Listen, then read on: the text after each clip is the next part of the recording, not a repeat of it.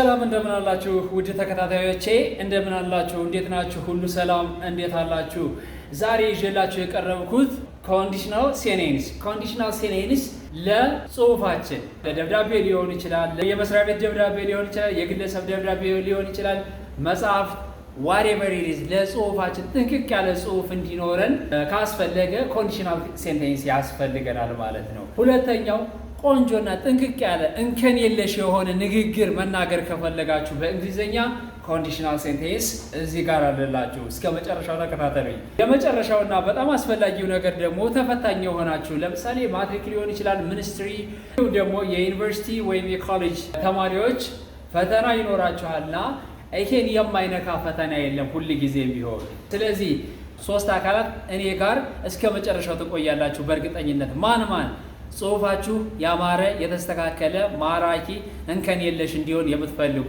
ሁለተኛው ንግግራችሁ ያማረ የተዋበ የተጌጠ እንዲሁም ደግሞ ምንም አይነት እንከን የሌለው ንግግር እንዲኖራችሁ የምትፈልጉ ሌላኛው ነው የመጨረሻው ተማሪዎች ወይም ተፈታኞች እኔ ጋር እስከ መጨረሻው ተቆያላችሁ ብዬ አስባለሁ እስከ መጨረሻው አብራችሁ ስለምትቆዩ እጅግ በጣም አመሰግናለሁ ቅዱስ ነኝ ከግሬስ እንግሊሽ thank you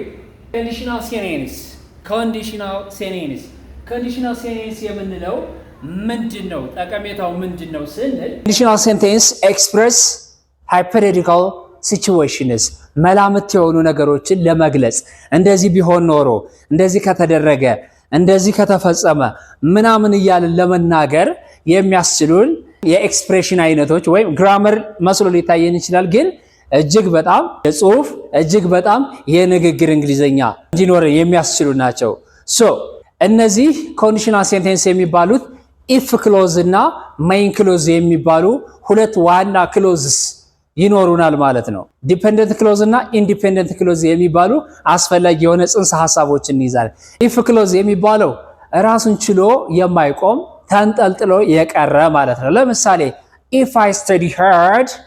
if I study hard ምን የለም አይደል ምን መሆን አለበት መቋጨት አለበት አይደል ሜይን ክሎዝ ያስፈልገዋል ሜይን ክሎዝ ለመጨመር if I study hard I will pass the exam if I study hard I will pass the exam will shall can may የሚባሉ ሞዳል ኦክሲለሪስ እጅግ በጣም አስፈላጊዎች ናቸው እዚህ ጋር ሜይን ክሎዙ ላይ እጅግ በጣም ያስፈልጋሉ ስለዚህ በዚህ አግባብ ምን እናደርጋለን ማለት ነው ሐሳባችንን እንገልጻለን እንደዚህ ካደረኩኝ እንደዚህ ይሆናል እንደዚህ ካደረክ እንደዚህ ይሆንልሃል ምናምን ማለት ከፈለግን የምንጠቀመው ኮንዲሽናል ሴንቴንስ ወይም ሃይፖቴቲካል ሲቹዌሽንስ ይገልጹልናል ብለን መላምታዊ ነገሮችን ይገልጹልናል so there are four types of conditional sentence የመጀመሪያው ማን ይባላል ዚሮ ኮንዲሽናል ይባላል የመጀመሪያው ማን ይባላል ዚሮ ኮንዲሽናል ይባላል ዚሮ ኮንዲሽናል ምን ማለት ነው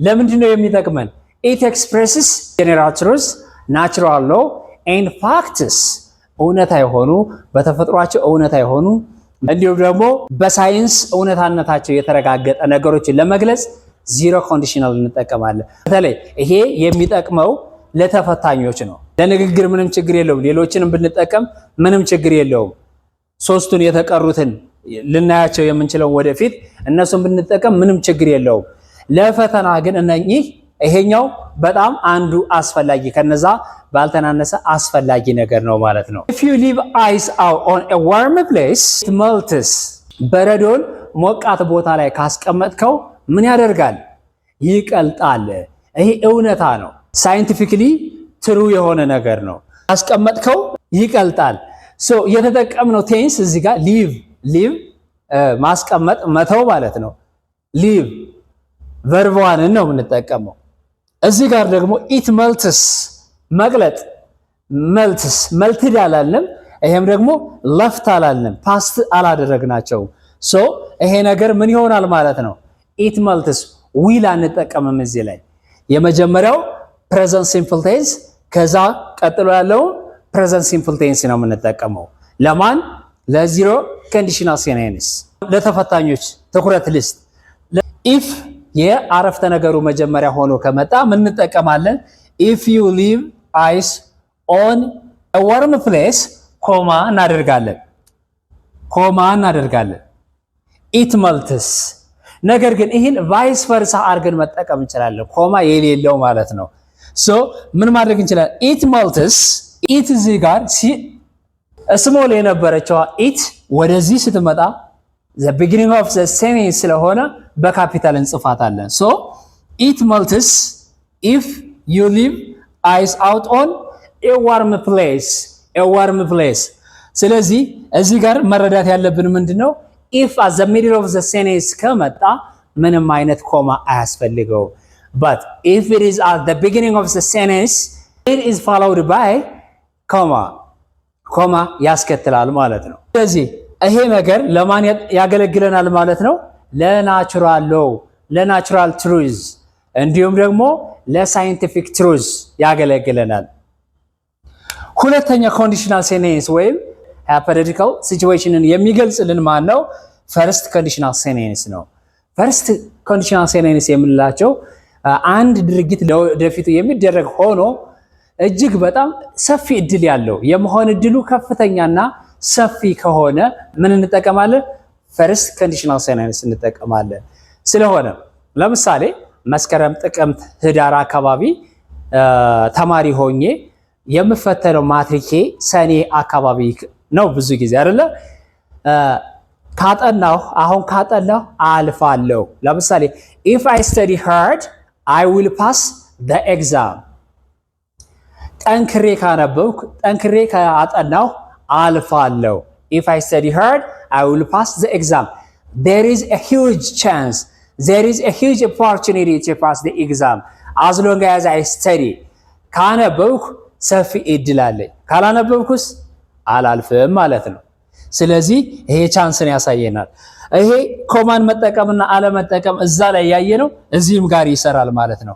ቦታው ሽፍት ሲደረግ መጠቀምና አለመጠቀም የሚባለው ይሰራል ማለት ነው። ሶ እዚህ ጋር የምንጠቀመው ኢፍ ክሎዙ ላይ የምንጠቀመው ፕሬዘንት ሲምፕል ቴንስ፣ ሜይን ክሎዙ ላይ ዊል እንጠቀማለን ወይም ካን ሜይ ሊሆን ይችላል እንጠቀማለን። ሶ if I study hard I will pass the exam. if I study hard study የሚለው present simple tense ነው። እዛ will የሚለው ደግሞ modal auxiliary ነው። will እና present simple tense አንድ ላይ ሆነው የምንጠቀመው በተለይ ለተፈታኞች የመጀመሪያው ፓርት ላይ if I study hard ብሎ ካቆመ study ከሆነ እዛ immediately የምትመርጡት ምንድነው? will ነው የምትጠቀሙት፣ ወይ ካን ነው ወይ ሜን ነው። ማይት ወይም ኩድ ወይም ውድን አትጠቀሙ ማለት ነው። እንደገና ደግሞ ይሄኛውን ፓርት ዊል ካን ሜይ ብሎ አመጥቶ ከፊት በኩል ያለውን ዳሽ ካደረገባችሁ ፕሬዘንት ሲምፕል ቴንሱን ትመርጣላችሁ ማለት ነው። ለጽሁፍም በዚህ መልኩ ለንግግራችንም በዚህ መልኩ አስተካክለን መጠቀም ያስፈልጋል ማለት ነው። እሺ እንቀጥል። ሰከንድ ኮንዲሽናል የምንለው it expresses two things. one, it expresses doubtful situations, doubtful futures. አጠራጣሪ የሆነ ነገር ይገልጽልናል። ምን ከሆነ verb to do የምንጠቀም ከሆነ verb to be ከተጠቀምን ደግሞ ምንድነው? unrealistic ተጨባጭ ያልሆነ ነገር ለመግለጽ ያገለግለናል። በምሳሌ እንየው። if I studied hard I would pass the exam. እዚህኛው ጋር ምንድነው ያለው? if I study ነው ያልኩኝ። እዚህ ጋር ግን studied simple past ነው የሚሆነው። ከሜን ክሎዙ ላይ ምን ይሆናል? would ይሆናል ማለት ነው። if I studied hard I would pass the exam. ይሄን መቼ ነው የምናገረው? አሁን ለምሳሌ ሰኔ ላይ ከሆነ ፈተናዬ ሰኔ ላይ ከሆነ እኔ የምናገረው ፕሮባብሊ ሚያዚያ፣ ግንቦት ምናምን አካባቢ ዝም ብዬ ከርሜ ምንም ሳልማርም ሆነ ሳላነብ ከርሜ አሁን እኮ ካነበብኩ ላልፍ እችል ይሆናል። there is a narrow opportunity, there is a narrow probability to pass the exam. በጣም ጠባብ የሆነች ትንሽዬ የሆነች እድል ብቻ ያለቻት ላልፍ እችል ይሆናል ብዬ የምናገረው። ላልፍ እችላለሁ አልችልም? የማለፍ እድሌ በጣም ጠባብ ቢሆንም ላልፍ ግን እችል ይሆናል። ግን very narrow opportunity። ስለዚህ የምንጠቀመው if I study hard ካልን እዛ በኋላ I could, I would, I should, I might እያልን ነው የምንጠቀመው።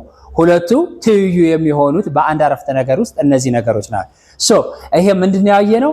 verb to do ከሆነ የማድረግ ግስ ከሆነ verb to be ከሆነስ እኔ አንተም በሆን ኖሮ እንደዚህ አደርግ ነበረ፣ አንተም በሆን ኖሮ እንደዚህ አላደርግም ነበረ፣ ወፍ በሆን ኖሮ በሰማይ ላይ በር ነበረ ብላ ብላ ስታፍ እንደዚህ በሆን ኖሮ verb to be ከሆነ so if I were you I wouldn't come here አንተም በሆን ኖሮ እዚህ አልመጣም ነበረ if I were you I would stop smoking cigarettes አንተም በሆን ኖሮ ማጨስ አቆም ነበረ።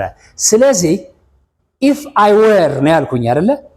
አይም ይሁን ኢትም ይሁን ሽም ይሁን ሂም ይሁን whatever it is ያስከትለው የሚችለው were ነው። were was አይደለም። if I was ሳይሆን if I were, if it were, if he were, if she were ይሄ ሪያሊቲውን የሲንጉላር እና ፕሉራሊቲን ሪያሊቲ የጣሰ ህግ ነው። እንደዚህ ቢሆን ኖሮ እንደዚህ ይሆን ነበረ። ስለዚህ which is unacceptable and unrealistic ተቀባይነት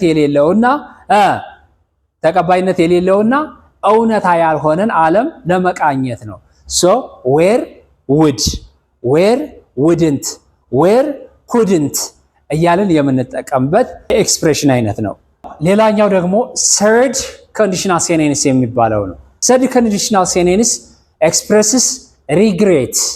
regret means ጸጸትን ነው የሚገልጽልን። መጸጸትን እንደዚህ ባደርግ ኖሮ እንደዚህ ሆን ነበረ፣ እንደዚህ ባደርግ ኖሮ እኮ እንደዚህ ይፈጸምልኝ ነበረ። ለምሳሌ ከጥናት ጋር ከፈተና ማለፍና አለማለፍ ጋር ያነሳነው ነገር አለ። ሶ ምን እንላለን? if I had studied hard ይሄ ምን ይጠቀመው? had እና verb 3 ነው የሚጠቀመው። had እና past participle ወይም v3 ነው የሚጠቀመው። ከዛ በኋላ የሚከተለው main clause ደግሞ ምን ይሆናል? would have ተብሎ v3 ይመጣል ማለት ነው።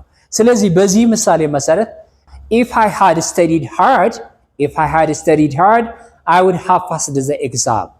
I would have passed the exam. That means I didn't study, I didn't pass the exam.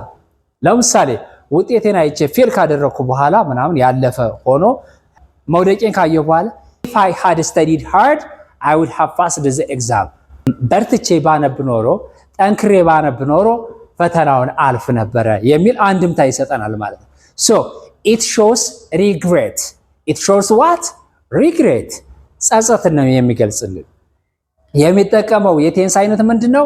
መጀመሪያው if ክሎዙ ላይ had እና v3 ከዛ main ክሎዙ ላይ ደግሞ ምን እንጠቀማለን? would have ከዛ v3 እንጠቀማለን። like I said, if I had studied hard, I would have passed the exam በማለት ማለት ነው። እነኚህ ነገሮች እጅግ በጣም አስፈላጊ ለጽሁፋችንም ሆነ ለፈተናችን እንዲሁም ደግሞ ለንግግራችን እጅግ ውበታማ የሆነ ጽሁፍ ንግግር ለማድረግ የሚያስችሉን የኤክስፕሬሽን አይነቶች ናቸው። ከዚህ ጋር የተያያዘ unless የሚባል ነገር አለ። unless means if not። ለምሳሌ በርትተህ ካላጠናህ አታልፍም እምል ከሆነ if you don't study hard, you will not pass the exam. ጠንክረህ ካላነበብክ አታልፍም በማለት ፋንታ ምን ልል እችላለሁ? unless you study hard, it is negative. unless የሚለው ምንድነው? if not እንደማለት ነው። negative. unless you study hard, you will not pass the exam በማለት እንጠቀማለን ማለት ነው። እስኪ አንዴ ሰመራይዝ ላድርግላችሁና የዛሬ ክላሴን እዚሁ ላይ ልቋጭ።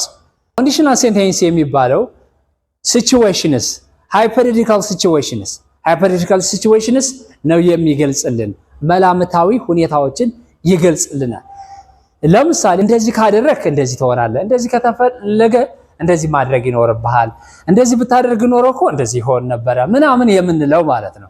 ስንት አይነት የኮንዲሽናል ሴንቴንስ አይነቶች አሉ? 4 የኮንዲሽናል ሴንቴንስ አይነቶች አሉ። ማን ይባላሉ? ዚሮ ኮንዲሽናል፣ ፈርስት ኮንዲሽናል፣ ሴኮንድ ኮንዲሽናል ኤንድ ሰርድ ኮንዲሽናል ሴንቴንስ ተብለው ለ4 ይከፈላሉ። ዚሮ ኮንዲሽናል የሚባለው እውነታ የሆነ ነገር እኛ ልንቀይረው የማንችለው። ለምሳሌ በረዶን እንደዚህ ብታስቀምጠው ይቀልጣል። ውሃን ፍሪጅ ውስጥ በ0 ዲግሪ ሴንቲግሬድ ብታስቀምጠው በረዶ ይሆናል። if we put water at 0 degree centigrade it gets ice ይሆናል ወይም ምን ይሆናል? በረዶ ይሆናል ማለት ነው። ኮንዲሽናል የሚባለው ደግሞ አንድ ነገር ለወደፊቱ የሚከሰት ሆኖ የመሆን ፕሮባቢሊቲው እጅግ በጣም ሰፊ የሆነ ግን ሊሆንም ላይሆንም የሚችል። ለምሳሌ if I study hard I will pass the exam በርትቼ ጠንክሬ ካነበብኩ ፈተናውን አልፋለሁ። there is a huge opportunity to pass the exam. I got enough time to study and to pass the exam. There is a huge probability to pass the exam. Second conditional sentence የምንለው ደግሞ ሁለት ነገሮች ነው የምናየው። አንደኛው verb to do ከሆነ there is a narrow opportunity to pass the exam. If I studied hard I would pass the exam. በርትቼ ካነበብኩ ፈተናውን አልፋለሁ። 11ኛው ሰዓት በሚባለው ሁኔታ ባለቀ ሰዓት ውስጥ አንብቤ የማለፍም ያለ ማለፍ ቻንስ ማለ ግን እድሌን ልሞክር የምንለው አይነት ከሆነ ይሄኛው doubtful situation የምንለው ማለት ነው። ሌላኛው ደግሞ unrealistic situation ይገልጽልናል። ሊሆን የማይችል ነገር አንተም በሆን ኖሮ እንደዚህ አድርግ ነበር፣ ወፍ በሆን ኖሮ በሰማይ ላይ እበር ነበር ብላ ስታር። የመጨረሻውና ሪግሬትን የሚገልጽልን ጸጸትን የሚገልጽልን ምንም አይነት ኦፖርቹኒቲ የሌለው ደግሞ third conditional sentence ይባላል። ለምሳሌ ፈተናዬን ተፈተኜ ባላጠናውና ባላነበብኩ ሁኔታ ተፈተኜ ጊዜው አልፎ መውደቄን ካረጋገጥኩ በኋላ if I had studied hard I would have passed the exam በትቼ ባነብ ኖሮ ማለፍ እችል ነበር የሚል አንድምታ ይሰጠናል። እጅግ በጣም አመሰግናለሁ እስከ መጨረሻው አብራችሁን ስለቆያችሁ። ይሄን የመሰለ በጣም የሚኮረሽም ይሄን የመሰለ በደንብ የሚቀለጠም የትምህርት አይነት ያቀረብኩላችሁ ቅዱስ ነበርኩኝ። ለዚህ ውለታዬ ምንድነው? ላይክ ሼር እና ሰብስክራይብ ማድረግ ነውና ሌላ ነገር የለውም፣ ሌላ ክፍያ የለውም። ይሄን እንድታደርጉ ልነግራችሁ እወዳለሁ። እጅግ በጣም አመሰግናለሁ። ሃቭ ናይስ ታይም። በሌላ ጊዜ በሌላ ርዕሰ ጉዳይ እንገናኛለን። ታንክ ዩ ሃቭ ናይስ ዋን